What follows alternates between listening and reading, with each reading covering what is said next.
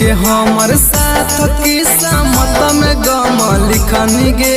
छोड़ी के हमर साथ किस्मत में गम लिखनी गे। अगे दिलावा तोरे तरीका छौड़ी कहमा से सिखनी गे। अगे दिलावा तोरे तरीका छौड़ी कहमा से सिखनी गे। सब से लेनी मजा थोड़े थोड़े कतर नहीं टिकनी गे। सब से लेनी मजा थोड़े थोड़े कतर नहीं टिकनी गे। दिलावा तोरे तरीका छौड़ी कहमा से सिखनी गे। अगे दिलावा तोरे तरीका छौड़ी कहमा से सिखनी गे। अगे दिलावा तोरे तरीका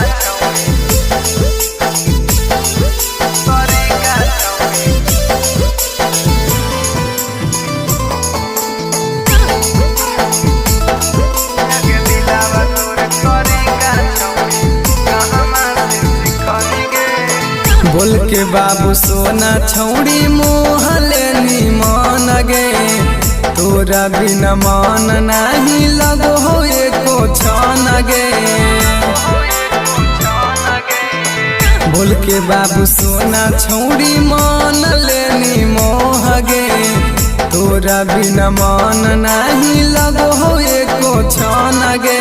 खाई के क्रिया कसम में नगिनिया नियन डसन गे। खाई के क्रिया कसम में नगिनिया नियन डसन गे। दिलावा तोरे तरीका छौड़ी कहमा से सिखनी गे। अगे दिलावा तोरे तरीका छौड़ी कहाँ जाई के सिखनी गे।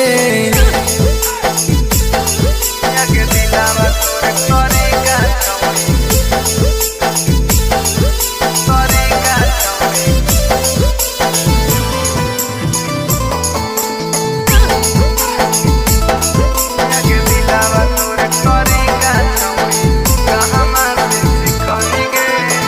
याद सताबो पल पल रहलो नहीं जाओगे।